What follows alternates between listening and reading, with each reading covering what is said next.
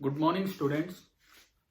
आज की क्लास में पहले हम क्या काम करेंगे, जो पिछली क्लास में आपको याद होगा हमने तीन चीजें पढ़ी थी, हीट इंजन, रेफ्रिजरेटर एंड तीसरी चीज क्या थी बताओ? Heat pump. Heat pump. Heat engine की डायरेक्शन अलग थी, रेफ्रिजरेटर और हीट पंप की सेम डायरेक्शन थी, उससे रिवर्स। रेफ्रिजरेटर और हीट पंप में केवल आउटपुट का फर्क था कि आउटपुट क्या है। तो हमने तीन टर्म्स भी डिफाइन की थी, एक में ईटा, एक में बीटा, एक में अल्फा, है ना? याद होगा आपको। तो आज की जो शुरुआत है, आज हम उसी सीक्वेंस को आगे बढ़ा रहे हैं, उसी काम को आगे बढ़ा रहे हैं। तो जो शुरुआत है वो है कि relation between eta engine, beta refrigerator and alpha heat pump for the same cyclic process.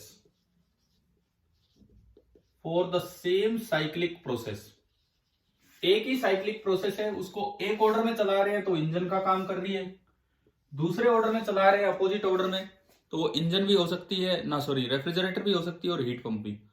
तो अब हमें ये देखना है कि क्या रिलेशन क्या बनेगा इसमें।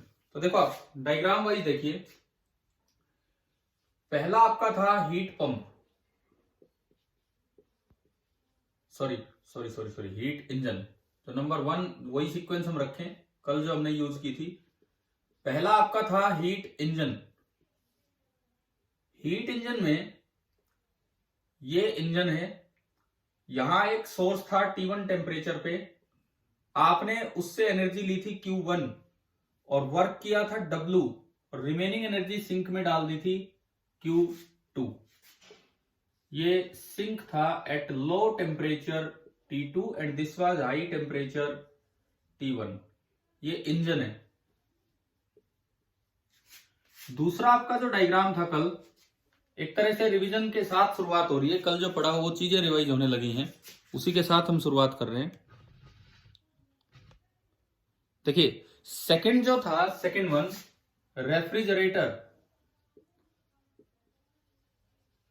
हमने Q1, T1, Q2, T2 को चेंज नहीं किया था, इसमें भी यही डायग्राम बनाया था। ये T2 पे फ्रूट्स रखे हैं लो टेम्परेचर पे, यहां T1 पे सराउंडिंग था हाई टेम्परेचर पे, और ये आपका रेफ्रिजरेटर था। और हमने पढ़ा था कि अगर हम इस पे W वर्क करते हैं तो ये यहां से Q2 एनर्जी निकाल के और Q1 एनर्जी इसमें डाल रहे हैं। सेम साइक्लिक प्रोसेस को उल्टा कर दिया था। और जो आपका तीसरा था, तीसरा that was heat pump. Heat pump, इसमें आपने वही सेम चीज, बिल्कुल सेम प्रोसेस जो कि रेफ्रिजरेटर की थी। T2 ये लो टेम्परेचर है,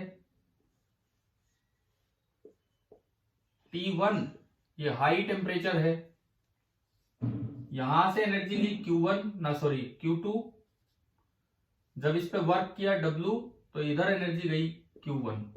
एक बार मुझे बताओ, क्या कल हमने यही तीन डायग्राम बनाए थे इन तीन टॉपिक्स में? Yes sir. ठीक है, तो अब आप ईटा इंजन बताओ क्या था इन डायग्राम को देखते हुए। ईटा इंजन आउटपुट क्या है? आउटपुट इंजन का आउटपुट बोलते चलो जल्दी जल्दी। W अपॉन इनपुट, इनपुट क्या है? Q1। ठीक है, अब आप आओ रेफ्रिजरेटर पे, इसमें हमने बीटा सिंबल दिया था, बताओ आउटपुट क्या है? आउटपुट Q2 और इनपुट W। अब मैं बात करूं हीट पंप की, अल्फा। मैंने कहा ये सिंबल फिक्स नहीं है, आप अल्फा की जगह गामा भी ले सकते हो, बीटा भी, तो ये तो हमने ले लिया अपने। हाँ जी बताओ आउटपुट क्या है? हीट पंप का आउटपुट Q1 और इनपुट W। तो मुझे लगता है कल वाली ये क्लास तो अपनी समझ आ ही गई थी। अब एक ही साइकिल है, कभी उसको ऐसे चला रहे हैं, कभी ऐसे चला रहे हैं, और ऐसे में भी कभी यूं देख रहे हैं, कभी यूं देख रहे हैं। तो अगर एक भी पता हो तो बाकी दोनों निकाले जा सकते हैं। तो उस रिलेशन के बारे में हम यहां से शुरुआत कर रहे हैं। अच्छा, एलजेब्रा हमें कहता है कि Q1 is equal to Q2 plus W. First law से भी हमने ये बात निकाली थी। यहां भी वही है, Q1 इधर आ रहा है, दोनों जुड़ के आ रहे हैं, Q1 is equal to Q2 plus W. And यहां भी वही बात है, Q1 is equal to Q2 plus W. तीनों में सेम है। समझ आ रहा है ना ये? ठीक है।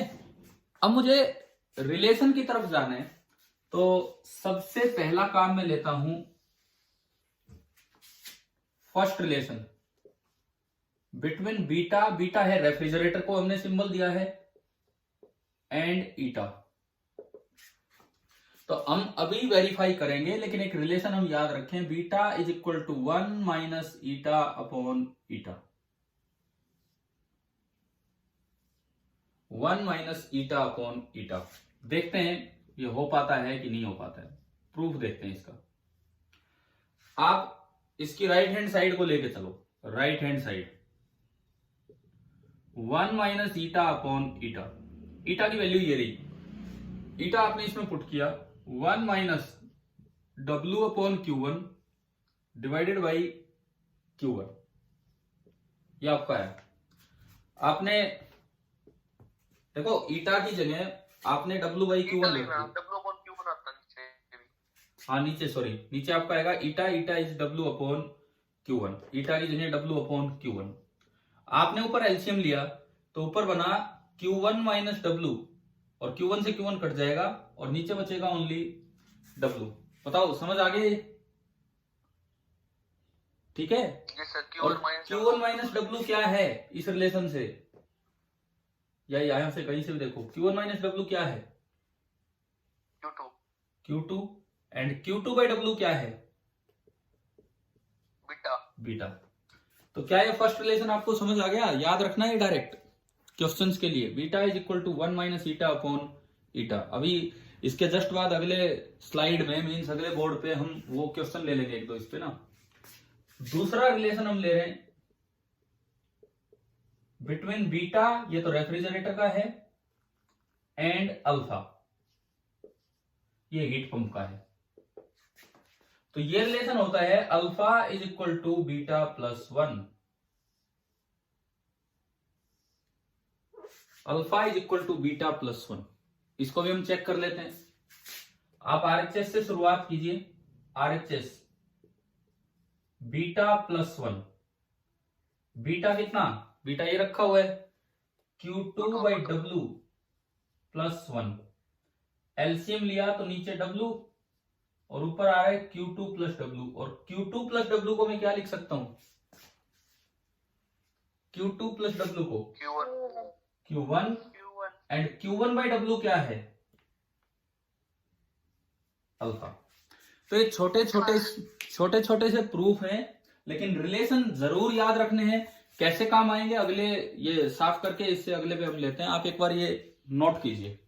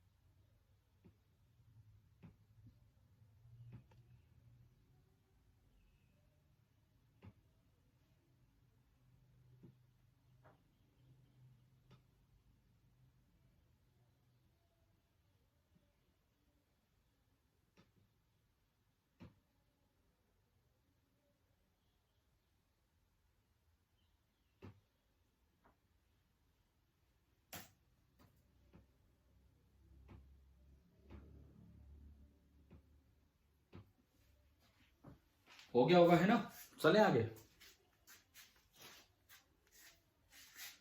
मिटा दो इसको भाई। Yes sir. ठीक है, और रिलेशन भी याद हो ही गए होंगे, इतने कोई बड़े रिलेशन है नहीं।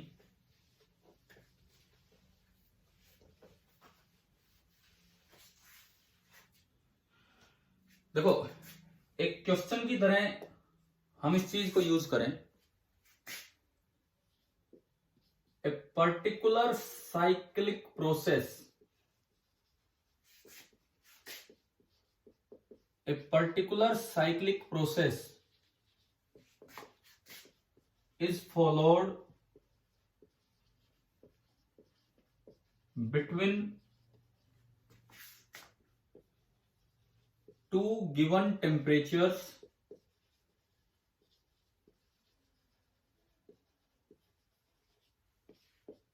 T1 high, T2 लो। दो टेम्परेचर फिक्स कर रखे हैं, उनके बीच में एक साइक्लिक प्रोसेस फॉलो की जा रही है। The device is acting as an engine, the device is acting as an engine and its efficiency is 2/5। ये आपको दिया है। If the order of cycle is reversed,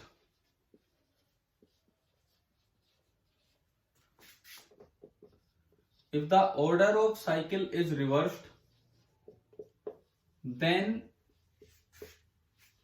find the coefficient of performance, then find the coefficient of performance if the device now acts as, first part है refrigerator and second part है heat pump. उसी cycle को उन्हीं दो temperatures के बीच में reverse कर दिया तो या तो वो रेफ्रिजरेटर की तरह काम करेगा या वो हीट पंप की तरह काम करेगा। तो आपको ये बताना है कि अब उनका कोफिशिएंट ऑफ परफॉर्मेंस क्या होगा। सवाल आया ना समझ, क्या पूछा है आपसे? रेफ्रिजरेटर में तो 3/2 देखते हैं, हाँ हो सकता है जितना भी आएगा। सॉल्यूशन सर हीट पंप में 5/2 ठीक है। देखो पहला पार्ट बीटा रेफ्रिजरेटर, फॉर्मूला है 1 minus eta upon eta. 1 minus eta is 2/5 upon 2/5। 5 minus 3, 5 minus 2, 3/5/2/5। 5 से 5 कैंसिल हो गया, यानी कि जो कोफिशिएंट ऑफ परफॉर्मेंस आ रहा है दैट इज इक्वल टू 3/2। ये आपका फर्स्ट पार्ट का आंसर आया। कैसे कैसे मतलब रिलेशन यूज होंगे सवालों में, समझ आया ना ये क्वेश्चन क्या है? Yes sir. ठीक है, सेकंड वाले में पूछा है हीट पंप की तरह यूज हो रहा है, तो पहले बीटा निकाल लो और फिर बीटा में एक ऐड कर दो। तो अभी तो बीटा निकला ही पड़ा है, तो alpha is equal to beta plus 1। तो हीट पंप का आ गया 3/2 प्लस 1, यानी कि अल्फा आपका आ गया कितना 5/2। अब इसमें ना एक चीज आप याद रखना, ठीक है? ये क्वेश्चन यहां पे खत्म हो गया है। सबसे पहली बात, एफिशिएंसी ऑफ इंजन इस तरह डिफाइन की गई है कि वो हमेशा 1 से छोटी होगी, हमेशा 1 से छोटी होगी। परसेंटेज में जाते हो तो वो एक अलग बात है, नहीं तो रेशियो में हमेशा 1 से छोटी होगी। यहां भी देखो ना कितनी दी है इसकी एफिशिएंसी, 2/5.4, 1 से छोटा है। बीटा या coefficient of performance of refrigerator,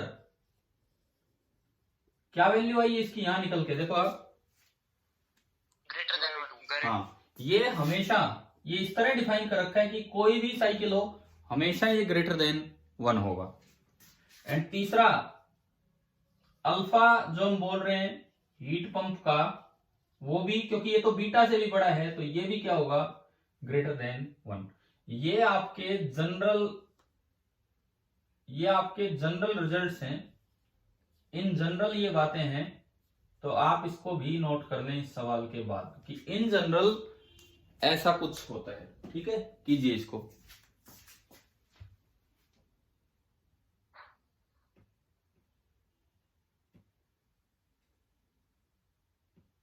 देखो ये छोटे छोटे ऐसे सवाल होते हैं, और अगर आप थोड़ा सा ध्यान रखें, मींस रिवीजन अपना करके रखें, तो बड़ा आसान पेपर लगने लगता है थर्मो का।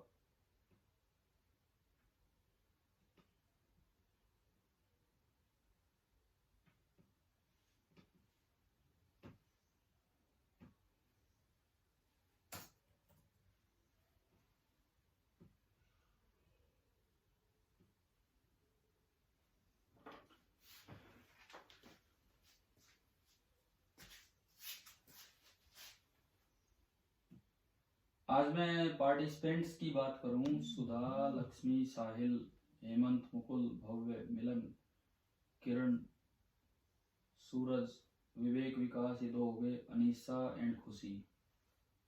मतलब 13 बच्चे यहाँ प्रेजेंट हैं, 2 ऑफलाइन, 15, तो ये तो 3 रह गए यार। एक तो मुझे लगता है हर्ष नहीं आ रहा है, और 2 और कौन बच्चे एब्सेंट है आज? सर एक देव नहीं है। देव क्यों नहीं आया आज? और एक और कौन नहीं है? एक और रह गया, खुशी तो है, वो एक बच्चा और रह गया। कोई कौन बचा है, ध्यान आ रहा है कोई एक स्टूडेंट? सर समीर। हाँ समीर नहीं। वैसे आपको ये समझ तो आ रहा है ना ऑनलाइन चीजें? हाँ भाई, समझ तो आ रही है? नोट्स बना रहे हो ढंग से? जैसे मैं लिखता हूं इस तरह से लिखते हो आप? ये क्वेश्चन नोट भी किया है या बस वैसे ही बस रफली कर दिया? सर नोटबुक में लिखते हैं। हाँ ये पूरा नोट किया करो, नहीं तो रिवीजन टाइम में दिक्कत होगी आपको। अच्छा चलिए अब यहां से आगे बढ़ते हैं। मैं एक बार फिर पूछना चाहूंगा, एक बच्चा शुरू में जब क्लास स्टार्ट हुई तो बोल रहा था सर ग्राफ पढ़ा देना। कौन, मिलन आप कह रहे थे कि कौन कह रहा था ग्राफ के बारे में? Yes sir. कौन से? जैसे एक तो ये ग्राफ होते हैं कि प्रेशर वॉल्यूम ग्राफ दिया, उससे प्रेशर टेम्परेचर ग्राफ बनाओ, प्रेशर टेम्परेचर वॉल्यूम ग्राफ बनाओ, एक तो ये वाले ग्राफ हैं। एक आते हैं साइकिल्स में ग्राफ, जैसे अब आगे कार्नोट साइकिल आएगी आज निकल, तो उसमें अलग ग्राफ चलेंगे। एक एंट्रोपी फंक्शन आएगा, उसका ग्राफ होगा। तो धीरे धीरे चीजें आती चलेंगी, है ना? ठीक है। और वैसे अगर आपको कोई भी जैसे प्रॉब्लम हो किसी भी, मैंने आपके ग्रुप पे ही प्रॉब्लम भी सेंड की है, बच्चों की भेजी हुई, किया है ना पीछे ऐसा। आप में से कोई भी कोई डाउट भेजता है, मैं ग्रुप पे सेंड करता हूं सभी के लिए, और फिर मैं कुछ समय के बाद 10-12 घंटे के बाद जब मुझे टाइम मिलता है तो मैं उसका सॉल्यूशन, एक्सप्लेनेटरी सॉल्यूशन आपके लिए भेज भी रहा हूं। तो आपका कोई भी डाउट हो आप भेजा करो इस तरह से। चलिए अभी यहां पे हमारा जो अगला काम है दैट इज, हम इन इंजन्स पे लौट के आएंगे। कार्नोट इंजन पढ़ेंगे, कार्नोट साइकिल पढ़ेंगे, लेकिन उससे पहले यहां पे रुककर एक काम करना चाहिए, यही उसकी जगह है, and that is second law of thermodynamics. हमने 0th लॉ पढ़ लिया शुरू में, फिर हमने फर्स्ट लॉ पढ़ लिया, और अब समय है सेकेंड लॉ का। इन शॉर्ट हम इसे SLOT बोल लिया करेंगे, बाकी ये कोई हार्ड एंड फास्ट नहीं है। देखो ये कुछ चीजों पे रोक लगाता है। फर्स्ट लॉ एक एनर्जी कंजर्वेशन लॉ है।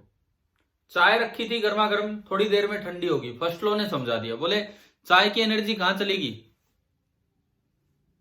चाय की एनर्जी निकल के कहां चलेगी? सराउंडिंग में। लेकिन क्या ऐसा होता है क्या, चाय आपने ठंडी रख दी और थोड़ी देर में अपने आप गर्म होगी, ऐसा होता है क्या? नो सर, नहीं होता। फर्स्ट लॉ इसको रिजेक्ट नहीं करता। फर्स्ट लॉ तो इसको भी समझा देगा। मैं कहूं मैंने चाय रखी थी, थोड़ी देर में अपने आप गर्म होगी, फर्स्ट लॉ बोले कोई दिक्कत ही नहीं है। वही कैसे हुई? बोले सराउंडिंग से एनर्जी इधर आ गई। फर्स्ट लॉ डायरेक्शन को डिटरमाइन नहीं करता। फर्स्ट लॉ खाली ये बताता है कि हाँ एनर्जी कंजर्व्ड है, इस तरह से। तो सेकंड लॉ ने कुछ रोक लगाई कुछ फिनोमेना पे कि भाई ये हो सकते हैं नहीं, तो हमें उतना सारा सेकंड लॉ नहीं पढ़ना। हमारे लिए कुछ स्टेटमेंट्स हैं जो हम पढ़ेंगे। तो पहली स्टेटमेंट जो हम कहते हैं उसे हम बोलते हैं Kelvin Planck statement. Kelvin Planck statement. हम दो स्टेटमेंट पढ़ते हैं सेकंड लॉ ऑफ थर्मोडायनेमिक्स में, और जो दूसरी स्टेटमेंट हम पढ़ेंगे वो एक साइंटिस्ट, दूसरा नाम है क्लॉसियस स्टेटमेंट। क्योंकि आपने अभी अभी इंजन, रेफ्रिजरेटर, हीट पंप ये चीजें पढ़ी हैं, तो उनसे रिलेटेड ये स्टेटमेंट्स हैं। केल्विन प्लैंक स्टेटमेंट कहती है, मैं बोल दूं यहां पे कि this is related to engine, this is related to engine and this is related to refrigerator. ये वाली जो स्टेटमेंट है ये रेफ्रिजरेटर से रिलेटेड है और वो इंजन से रिलेटेड है। ये क्या कहती है केल्विन प्लैंक स्टेटमेंट कि इट इज नॉट पॉसिबल। देखो आपने इंजन पढ़ा, हमारा Q1 और W पे ध्यान था, Q1 एनर्जी दी, W बना वर्क, Q2 मजबूरी थी ना, Q2 मेरे काम का था या जस्ट एक मजबूरी थी कि भाई ये बच गई तो ये उधर सिंक में डाल दी? क्या मेरे कोई काम आया वो Q2? No sir. नहीं आया। तो ये लिमिट लगाई थी सेकंड लॉ ने, केल्विन और प्लैंक ने बताया था कि it is not possible to completely convert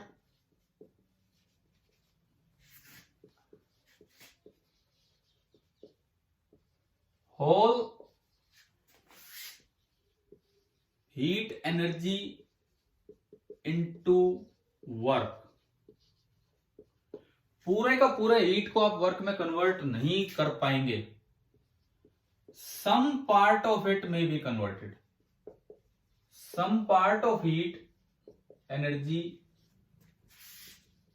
में बी कन्वर्टेड इनटू वर्क। आप पूरे का पूरा हीट को वर्क में कन्वर्ट नहीं करेंगे। फिर से मैं इंजन वाले डायग्राम पे आता हूं। ये आपका इंजन था, सोर्स से आप एनर्जी ले रहे थे Q1, वर्क कर रहे थे W, और इधर जा रहा था Q2 टू द सिंक। यानी कि ये स्टेटमेंट ये कहती है कि Q2 can not be equal to 0, यानी कि W can not be equal to Q1। ये एक रोक लगा दी इसने कि कुछ ना कुछ पार्ट तो वेस्ट होगा। अब देखो एफिशिएंसी ऑफ इंजन, क्या फॉर्मूला था उसका? पढ़ा था हमने 1 माइनस Q2 अपॉन Q1 या W अपॉन Q1, पढ़ा था ना ये इस फॉर्म में। अगर Q2 0 नहीं हो सकता, यानी कि efficiency of engine can not B 1 और इट कैन नॉट बी 100%। समझ आ गया है कि नहीं? ये पहली स्टेटमेंट क्या है सेकेंड लॉ ऑफ थर्मोडायनेमिक्स की? हाँ भाई बताओ, क्लियर हुआ पहली statement second law of thermodynamics की? कि किसी भी इंजन की एफिशिएंसी 100% नहीं हो सकती है। आप कभी ऐसा नहीं कर सकते कि सारा का सारा पार्ट आपने वर्क में कन्वर्ट कर दिया, कुछ पार्ट तो हीट में बचेगा ही बचेगा। समझ आ रहा है कि नहीं? ठीक है, ये बात है ड्यूरिंग अ साइक्लिक प्रोसेस। ये हम बातें कर रहे हैं ड्यूरिंग ए साइक्लिक प्रोसेस। ठीक है, अब देखिए क्लॉसियस स्टेटमेंट, ये रेफ्रिजरेटर से रिलेटेड है। रेफ्रिजरेटर में आप इधर लेते हैं लो टेम्परेचर वाली बॉडी और इधर लेते हैं हाई टेम्परेचर वाली बॉडी, और ये जो रेफ्रिजरेटर है इसका काम है इधर से इधर कन्वर्जन, इधर से इधर conversion with the help of some external work. तो सेकंड स्टेटमेंट कहती है कि विदाउट एनी एक्सटर्नल हेल्प, बिना किसी एक्सटर्नल हेल्प के आप कभी भी लो टेम्परेचर से हाई टेम्परेचर की तरफ एनर्जी को नहीं भेज सकते हैं। अपने आप अगर हीट एनर्जी फ्लो करेगी तो किधर से किधर जाएगी? From high temperature to low temperature. ठीक है, सेकंड स्टेटमेंट ये कहती है कि it is not possible to transfer the heat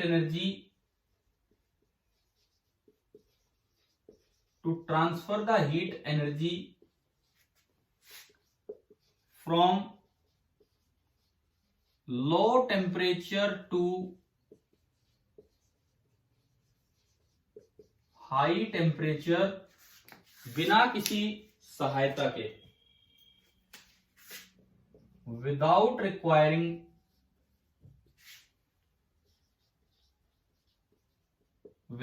requiring any external help.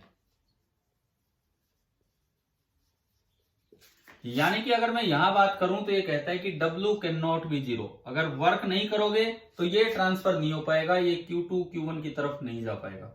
अब देखो बीटा का फॉर्मूला था Q2/W, या अल्फा हीट पंप की बात करें Q1/W, ये आपका फॉर्मूला था। अगर W जीरो नहीं हो सकता, इसका मतलब बीटा या वो हीट पंप का alpha can never be infinite, वो इनफाइनाइट कभी नहीं जा सकता है। तो अभी आप मुझे बताओ कि आपको सेकेंड लॉ ऑफ थर्मोडाइनमिक्स की दोनों थ्योरेटिकल स्टेटमेंट समझ आ गई हैं कि नहीं? हाँ भी बताएं प्लीज, स्टेटमेंट क्लियर है? Yes sir. ठीक है। अच्छा, आपसे पूछा जाए can work be completely converted into heat और नॉट, ये बताओ। Can work be completely converted into heat और नॉट? यहां देखो, ये W वर्क किया था और बाहर पूरा क्या बन के निकल रहा है? बाहर पूरा किस फॉर्म में गया है? हीट। इसका मतलब इस रेफ्रिजरेटर वाली चीज को देख के ये पता लगता है कि work can be completely converted into heat. हम फिर से बात कर रहे हैं साइक्लिक प्रोसेस की, कि work can be completely converted into heat during a cyclic process. ये ठीक ठाक तरीके से आप लिख लीजिए एक बार ये अपनी स्टेटमेंट्स।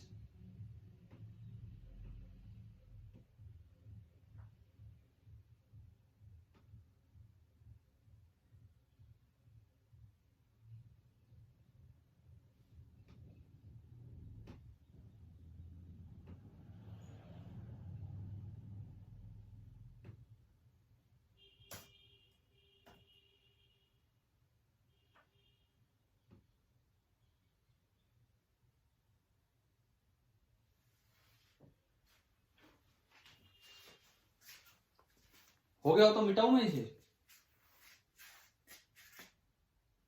हाँ जी, हो गई है सारी स्टेटमेंट्स और ये नोट? Yes sir. ठीक है। तो अब इसको थोड़ा क्वांटिटेटिव रूप देने के लिए, ये क्वालिटेटिव वे में आपने सेकेंड लॉ पढ़ा, क्वांटिटेटिव रूप देने के लिए एक टर्म यहां डिफाइन करते हैं और उसको बोलते हैं एंट्रोपी। तो नेक्स्ट जो हमारा टॉपिक होगा दैट इज एंट्रोपी। सिंबल होता है S। अभी इंजन कंप्लीट नहीं हुए, इंजन में ये चीजें यूज होंगी, इसलिए हम ये पढ़ रहे हैं यहां पे। एंट्रोपी सिंबल है S। एंट्रोपी का मतलब होता है degree of randomness. Degree of randomness in A system. Degree of randomness in A system मतलब बहुत ज्यादा रेंडमनेस है, मॉलिक्यूल्स बहुत तेजी से इधर उधर हो रहे हैं तो एंट्रोपी ज्यादा है, और अगर कम रेंडमनेस है, थोड़ा स्थिर से है मॉलिक्यूल, तो इसका मतलब एंट्रोपी कम है। तो इसमें क्या होता है, देखो सपोज ये कोई एक सिस्टम है, ये कोई भी एक सिस्टम है कैसा भी, मैं कहता हूं इस समय इस सिस्टम का टेम्परेचर है T और इस समय इसकी एंट्रोपी है S, degree of randomness S है। तो ये मेजर नहीं होती है S, लेकिन इसमें चेंज मेजर हो जाता है। आप अगर इसको इस T टेम्परेचर पे एक स्मॉल अमाउंट ऑफ हीट देते हैं, स्मॉल अमाउंट ऑफ हीट, इतनी छोटी कि मैं उस टेम्परेचर को लगभग सेम मान सकता हूं dq, तो इसकी वजह से जो चेंज इन एंट्रोपी होगा, सिस्टम का जो एंट्रोपी में बदलाव होगा, चेंज इन एंट्रोपी ds, मतलब पहले s थी तो अब s प्लस ds होगी, उस s की डेफिनेशन होती है dq बाई t। ये डेफिनेशन है क्वांटिटेटिव डेफिनेशन, ये है एंट्रोपी की, और क्वालिटेटिव डेफिनेशन ये है कि भाई डिग्री ऑफ रेंडमनेस आपको एंट्रोपी बताती है। एंट्रोपी डिफाइन कैसे होती है? चेंज इन एंट्रोपी डिफाइन होती है कि किसी वक्त अगर सिस्टम का टेम्परेचर T है और आपने उसको dq एनर्जी दी तो चेंज इन एंट्रोपी हो जाएगी ds। अब इससे दो बातें पता लगती हैं। सबसे पहली बात, if the system absorbs heat energy, तो इसका मतलब होता है कि dq पॉजिटिव है। टेम्परेचर ये केल्विन में होता है, कैपिटल T, तो वो कभी नेगेटिव हो नहीं सकता। dq भी पॉजिटिव है, तो इसका ये भी मतलब हो गया कि ds पॉजिटिव है, और चेंज पॉजिटिव होने का मतलब है कि एंट्रोपी इंक्रीज हुई है, एंट्रोपी इंक्रीज हुई है। दूसरी बात, इफ द सिस्टम रिजेक्ट्स या इजेक्ट्स हीट एनर्जी, कुछ उसने निकाली है, तो हमारा कन्वेंशन क्या कहता है? dq पॉजिटिव होगा कि नेगेटिव, जो हम कन्वेंशन यूज करते हैं आज तक। T केल्विन में है वो हमेशा पॉजिटिव है, यानी कि ds भी नेगेटिव है। इसका मतलब हीट निकालने पे जो एंट्रोपी है वो क्या हो जाएगी? कम हो जाएगी। और ऐसा होता भी है ना, हीट एनर्जी दोगे तो मॉलिक्यूल्स में रेंडमनेस बढ़ेगी, हीट एनर्जी निकालोगे तो मॉलिक्यूल्स की रेंडमनेस कम होगी। तो ये एंट्रोपी की डेफिनेशन है, आप एक बार ये बनाएं।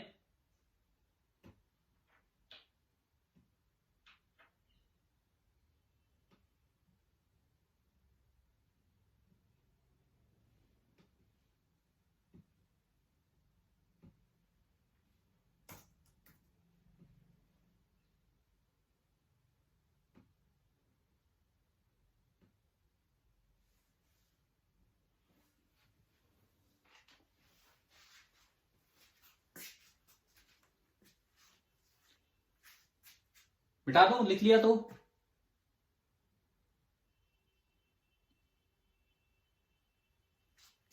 आप जवाब दिया करो इस बात का भी, यस और नो करके।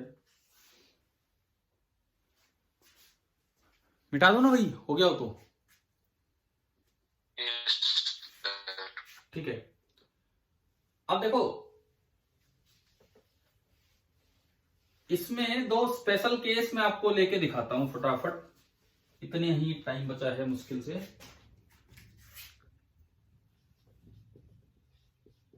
स्पेशल केसेस, एक बार मैंने लिया आइसोथर्मल प्रोसेस,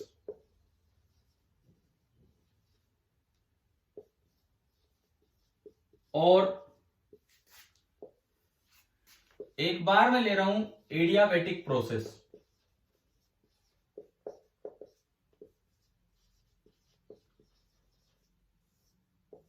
आइसोथर्मल प्रोसेस में हम जानते हैं आप कितनी हीट देते रहो, टेम्परेचर क्या रहेगा? कांस्टेंट। तो क्योंकि ds का फॉर्मूला है dq बाई टी, आप दोनों साइड इंटीग्रेशन भी करेंगे तो t बाहर आ जाएगा, तो ये डायरेक्ट फॉर्मूला आ गया कि total change in entropy is total heat given divided by temperature, क्योंकि टेम्परेचर क्या रहता है? कांस्टेंट। आ गया ना समझ? आ गया समझ? ठीक है। एडियाबैटिक प्रोसेस में हम जानते हैं कि हीट एक्सचेंज हो ही नहीं सकता है, तो dq कितना? जीरो। dq जीरो, तो ds भी जीरो, ds भी जीरो, इसका मतलब s होता ही क्या है, बिल्कुल कांस्टेंट, वो चेंज नहीं हो सकता। इसीलिए इस एडियाबैटिक को हम आइसोएंट्रोपिक प्रोसेस भी बोल देते हैं, आइसोएंट्रोपिक प्रोसेस। ठीक है, आपकी मीटिंग पूरी हो गई है, तो इससे आगे हम कल कंटिन्यू करते हैं। Thank you.